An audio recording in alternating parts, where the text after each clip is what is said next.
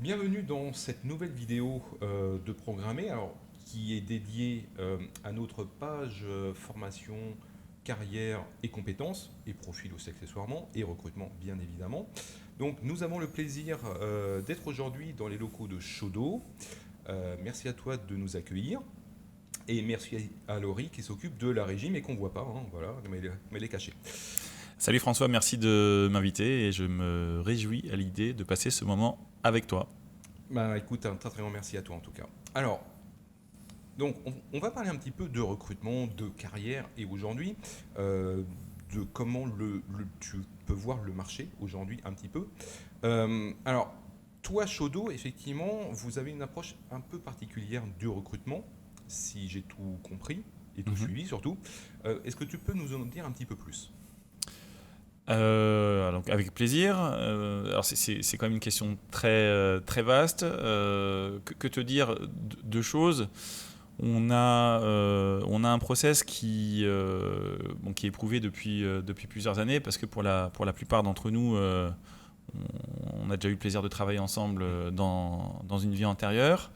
Mais en fait, on distingue le process qui permet de bien recruter du modèle qui va, pour le coup, renverser un peu toutes les difficultés endémiques qu'il y a dans le secteur de la tech et qui est basé sur la justice sociale, la transparence et qui garantit une meilleure attractivité et d'un autre côté aussi, et c'est très important, une meilleure rétention. Par où tu veux que je commence du coup? Alors ça, c'est intéressant ce que tu dis. Dans le process de recrutement, effectivement, selon les ESN ou selon les entreprises, Ouais. le process change. Moi, j'entends souvent que les process, ils sont parfois très très longs. Parfois, on passe jusqu'à 3, 4, 5 entretiens, Oui. 2 entretiens techniques. Ouais. Et parfois, ça dure X semaines. Ouais. Et l'un des problèmes de cette complexité, c'est aussi que aujourd'hui, tu as de plus en plus de candidats potentiels qui s'arrêtent et qui viennent plus du tout, quoi, en fait. Et ça, est-ce que c'est quelque chose que tu vois et comment vous essayez de casser un petit peu cette logique? Ok, écoute, alors nous on le voit peu, voire pas, pour la simple et bonne raison que on a justement tous ces points durs là. On a réussi à nettement les amoindrir. Et comment est-ce qu'on a fait ça? On a déjà chez nous une culture de l'écrit qui est très forte. Quand je dis culture de l'écrit, c'est qu'on a rédigé un manifeste qui présente nos valeurs, qui présente notre modèle, qui présente nos grilles salariales, avec donc un modèle qui est basé sur la transparence. Ça tu le sais certainement. Et on a mis donc tout un tas d'articles qui vont documenter ce que fait Shodo. Et on a enfin un simulateur en ligne qui va permettre, en rentrant les années d'expérience et la localité, c'est-à-dire en fait on est présent à Paris mais on est présent aussi en province, et en rentrant du coup le facteur X extérieur qui est le TJ, donc les honoraires. En fait, chacun et chacune peut savoir ce qu'elle pourrait gagner sur le plan financier, mais également sur le plan du temps libre, ce qui fait partie intégrante des avantages de notre modèle. Et donc, du coup, on a un gain de temps manifeste parce qu'on a une meilleure qualification des candidats et candidates. Donc en fait, c'est une sorte de premier tri, en fait. Ouais, tout à fait. En fait, on a plus de 90% de nos recrutements qui se sont faits à travers des candidatures entrantes, donc via des candidatures spontanées, mais via également à travers de la cooptation. Et donc ça nous fait gagner un temps fou. Ça ne nous empêche pas après derrière d'être très exigeant au niveau de l'évaluation technique. Mais quand tu as de la cooptation, tu as déjà un tri qui est fait, puisqu'en fait les gens ne cooptent pas n'importe qui. Et donc ça nous fait gagner beaucoup de temps. Et donc ça nous permet de pouvoir simplifier notre process, puisque nous, en fait, il y a 2 étapes. Tu as, on va dire, un entretien on va dire d'alignement de culture, où c'est mon associé Guillaume qui va échanger avec chacune et chacun des postulants pour du coup répondre aux questions. Mais en fait, on a des gens qui ont souvent lu le manifeste, donc qui ont déjà une bonne connaissance de ce qu'est Shodo, de comment fonctionne Shodo. Et puis ensuite, on a un alignement technique où là, en fait, on va demander à la personne qui veut nous rejoindre de binômer avec un binôme d'évaluateurs, ce qui est une pratique pour le coup qui est répandue dans pas mal d'entreprises tech. Mais l'objectif, c'est quoi? C'est de donner à travers un micro-échantillon d'une journée la possibilité à la personne qui veut nous rejoindre de montrer ses capacités à s'exprimer sur notre ligne éditoriale, c'est-à-dire toutes les skills en termes de design, de bonnes pratiques, etc. etc. Et on se pose une question simple derrière, c'est est-ce qu'on serait fier que la personne nous rejoigne, est-ce qu'on serait fier d'être son collègue? Voilà. Ça c'est pour le process et pour répondre à ta question. Après, on a effectivement pas mal de choses qui vont nous permettre d'être encore plus attractifs, puisque donc on a un modèle qui est basé sur la redistribution et qui nous permet donc du coup d'accorder, de répondre à tout ce que recherchent a priori les développeurs. Donc on va en fait finalement conjuguer le meilleur des deux mondes entre les bons côtés du freelance, c'est-à-dire la liberté de choix, la rémunération, la flexibilité dans le temps de travail, mais également tout ce qui est cool dans le salariat, c'est-à-dire le fait d'avoir des cotisations sociales, le fait d'avoir une communauté, le fait d'avoir un service à la personne, tu vois, d'être payé à l'heure, on va gérer l'URSSAF pour toi, on va te chercher des missions qui sont cool, on va te donner les moyens de te former, voilà, en gros tout ça. D'accord. Alors, en fait, aujourd'hui, on entend beaucoup parler de pénurie de compétences, de développeurs et tout. Moi, je m'inscris un petit peu en faux aussi à cette idée reçue parce que tout va dépendre du type de compétences et de profils qu'on va rechercher, évidemment. Il y a des secteurs, et je pense au front web, où c'est quand même relativement facile de trouver des profils juniors. J'entends bien junior, attention. Par contre, on a d'autres profils très sectoriel ou très expert. Là, je pense à du pur embarqué, à du C++, mais même un très bon développeur Java, c'est pas non plus extrêmement fréquent. Donc, en fait, aujourd'hui, qu'est-ce que tu reçois le plus? Est-ce que c'est des profils très experts? Est-ce que c'est des profils, entre guillemets, un petit peu passe-partout, plus junior, on va dire? Est-ce que tu as une idée un petit peu de ça? Moi, ma légitimité, elle va se trouver surtout au niveau des gens, des profils des gens qui sont appelés à rejoindre Shodo. Comme je te le disais tout à l'heure, nous, en fait, quand on s'est créé, on voulait proposer une alternative dans le salariat à l'ubérisation de luxe, en fait, qui est à court en ce moment dans notre secteur. Et donc, on voulait proposer un modèle qui serait une alternative au départ indep. Et donc, en général, le départ indep, il peut se produire à toutes les périodes de la carrière, à tous les stades de la carrière. Néanmoins, plutôt tendance à le voir le plus sur des profils plutôt seniors. En général, quand tu vois, en tout cas, les gens qui sont chez Shodo, à plus de 80% sont seniors. Je pense qu'on a quand même pas mal de gens qui tournent autour de 10 ans d'expérience chez nous. Et donc, ce sont les profils à qui on parle le plus. Tu vois, ce sont ceux qui peut-être pas envie d'être un DEP, de gérer l'URSSAF, de faire de la prospection, etc. Oui, en fait, ils veulent avoir un cadre. Ils veulent avoir effectivement un cadre. Au début, quand on a lancé Shodo, on avait pitché un concept qui a fait long feu, mais qui était cool. C'était l'indépendance collective. Salariés.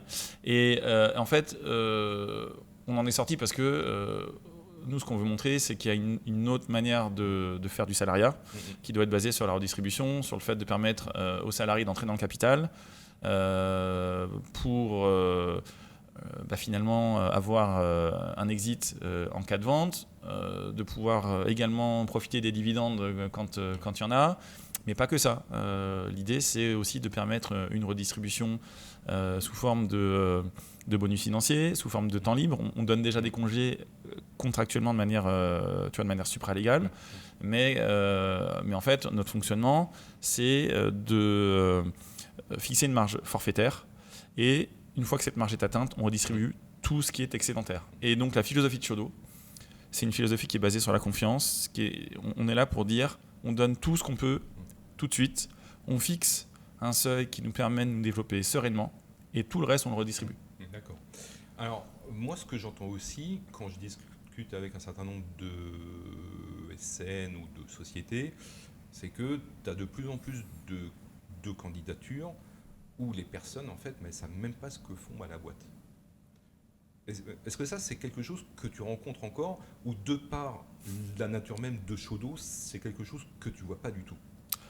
Non, on n'a pas de. Enfin, si tu veux, Shodo reste une ESN. Alors, une ESN pas comme les autres, évidemment, mais on reste une ESN. Et les gens qui postulent chez Shodo, je te le disais tout à l'heure, on est à plus de 90% de candidatures entrantes. Ouais. C'est en fait, on est donc sur des gens qui savent, déjà, tu vois, soit parce qu'ils sont cooptés, effectivement, soit parce qu'en fait, ils ont entendu parler de nous à travers les publications qu'on fait.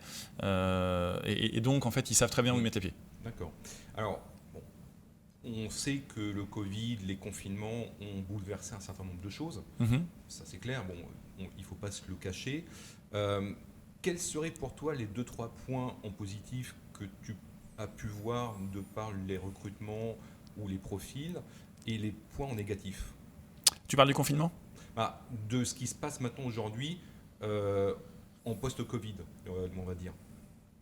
Alors, moi je trouve que ce qu'a permis le Covid, c'est de mettre en lumière la fameuse expression du monde d'après, qui pour nous avait quand même commencé avant, c'est-à-dire de commencer à accepter un changement dans les cultures de travail, avec notamment l'avènement du télétravail, le fait de pouvoir donc accepter que les gens bossent en remote, mais pas que. Tu vois, j'ai vu avec grand plaisir de très très grandes ESN qui, pendant le Covid, avaient fait une décroissance d'effectifs de 25 à 30%, sans citer de nom, mais on retrouvera très facilement, s'ouvrir à des nouvelles pratiques. Donc, je t'ai parlé du télétravail, mais tu vois, tu as des sociétés qui vont commencer à accepter tous les congés sabbatiques, quitte à même en financer une partie.